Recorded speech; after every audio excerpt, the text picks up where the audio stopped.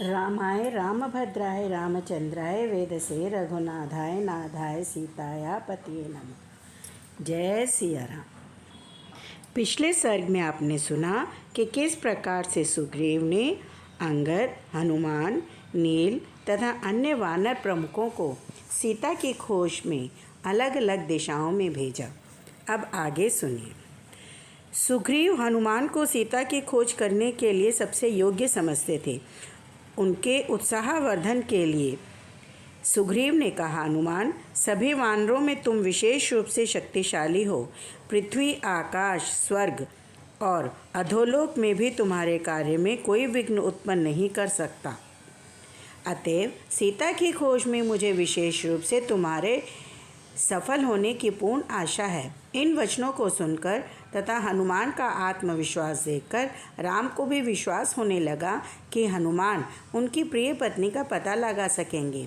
हनुमान को अपनी अंगूठी देते हुए उन्होंने कहा, इस अंगूठी पर मेरा नाम अंकित है। जब तुम सीता का पता कर लोगे तब उसे यह अंगूठी दे देना। उसे विश्वास हो जाएगा कि तुम मेरे ही दूत हो।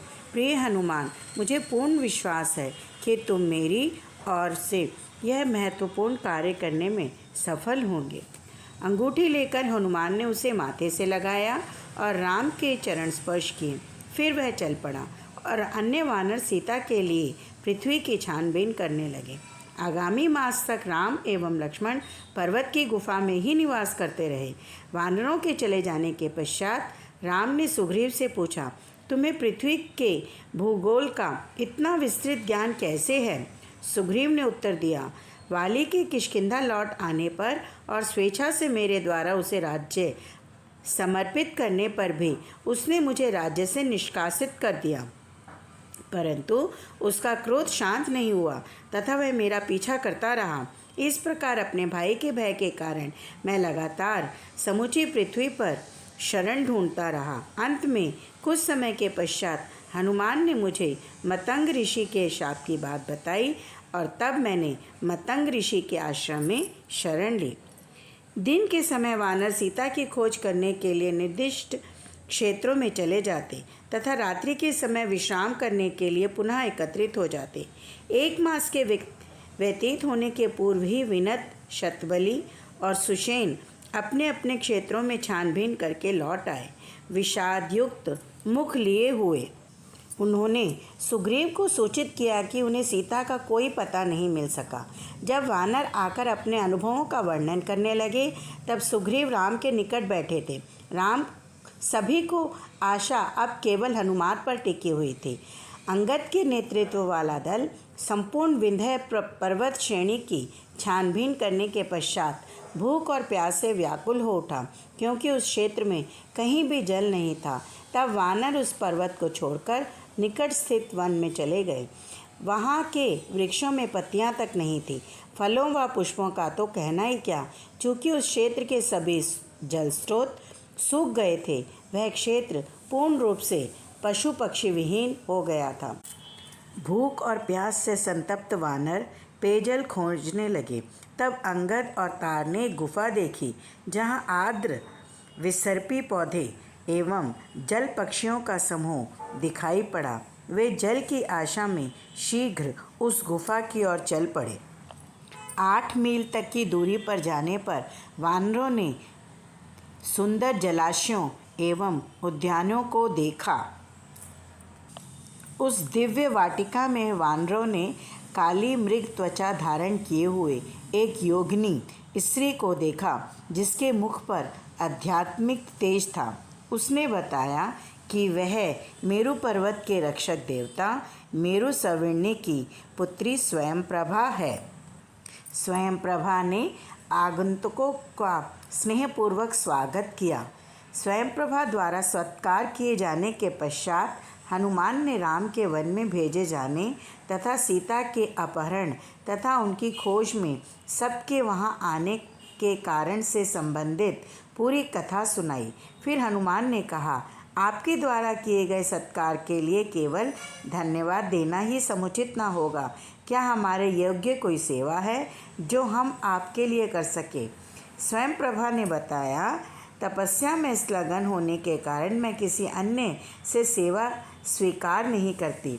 तब हनुमान ने आगे बताया, हमारे स्वामी वानरराज सुग्रीव ने हमें सीता की खोज के लिए 1 मास का समय दिया था।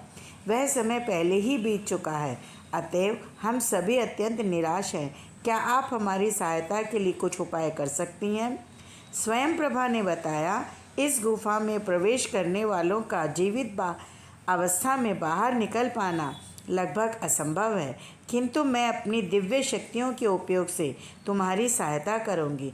किंतु तुम सबको अपने नेत्र बंद करने होंगे, क्योंकि खुले नेत्रों से कोई भी यहाँ से नहीं जा सकता है। इसके पश्चात सभी वानरों ने अपनी आंखें बंद कर ली।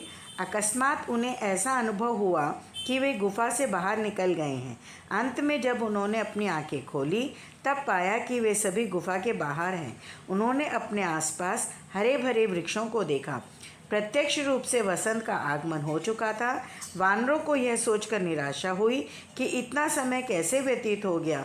तब अंगद ने सुझाव दिया, हम सबको यहाँ बैठकर आमरण उपवास कर लेना चाहिए, क्योंकि अपने निर्दिष्ट कार्य में असफल होने की त्रुटि के लिए सुग्रीव द्वारा वध किए जाने की अपेक्षा यही उचित उपाय है। तभी जटायु का अग्रज संपाति अपनी गुफा से निकला और उसने पर्वत की चोटी पर स्थित एक स्थान से सभी वानरों को देखा। अत्यंत प्रसन्न होकर उसने ऊंचे स्वर में अपने आप से कहा, विधाता की कृपा से दीर्घकाल के पश्चात मुझे भोजन प्राप्त हुआ है। जब से ये वानर भूख से तड़प कर मर जाएंगे, तब मैं एक एक करके इनका भक्षण करूँगा। यह सुनकर अंगद क्रोधित हो गया। उसने हनुमान से कहा, हमें कैसे दुर्भाग्य का सामना करना पड़ रहा है। यह सब उस दुष्ट केकई की करनी है। सर्वप्रथम वह महात्मा जटायु के विनाश, फिर वाली का मृत्यु, और अब उसी प्रकार से हमारी मृत्यु का भी कारण बनेगी। पहली बार संपाति ने जटायु की मृत्यु के विषय में सुना, अतएव उसने निवेदन किया, कृपया आप मेरे अनुज की मृत्यु के विषय में मुझे सब कुछ बताएं। हे वानर श्रेष्ठ, मैं आपसे सहायता की याचना करता हूँ। बहुत पहले सूर्य की किरणों से मेरे पंख जल गए थे और अब मैं उड़ नहीं सकता हूँ। क्या आप इस पर्वत की चोटी से नीचे आने में मेरी सहायता करेंगे? चूँकि कुछ ही क्षण पहले संपाति ने वानरों के भक्षण की इच्छा व्यक्त की थी, अतः उसकी बातों में विश्वास करने के लिए वानर तैयार न हुए, किंतु उन्होंने विचार किया, उपवास करके भी हम मरने ही वाले हैं, अतः यदि यह विशालकाय गिद्ध हमें जीवित भी खा जाता, तब इसका अर्थ यही हुआ कि हमारी पीड़ा का अंत शीघ्र हो जाएगा। वानरों ने संपाति को पर्वत की चोटी से नीचे आने की सहायता की। नीचे आते समय अंगद ने राम के वनवास जाने से लेकर जटायु की वीरतापूर्वक बलिदान की कथा उसे सुनाई। तब अंगद ने कहा, यदि आप वास्तव में जटायु के अग्रज और हमारे शुभचिंतक हैं, तब हमें रावण के निवास के विषय में सूचना दें। तब संपाति ने बताया, रावण राक्षसों का राजा है और उसका राज्य लंका दक्षिण तट से 100 योजन दूर एक द्वीप पर स्थित है। विंता का वंशज होने के कारण मैं 100 योजन से भी दूर देख सकता हूँ, अतएव मैं यहीं से उस स्वर्ण नगरी को देख सकता हूँ। मेरे प्रिय वानरों, तुम लंका जाकर राक्षसनियों द्वारा घिरी सीता को देख सकोगे। अब कृपया मेरा एक कार्य कर दो, मुझे उस सागर तक ले चलो, ताकि मैं अपने मृत भाई की आत्मा को जलार्पण कर सकूं। वानर सीता के विषय में जानकर अत्यंत प्रसन्न हुए।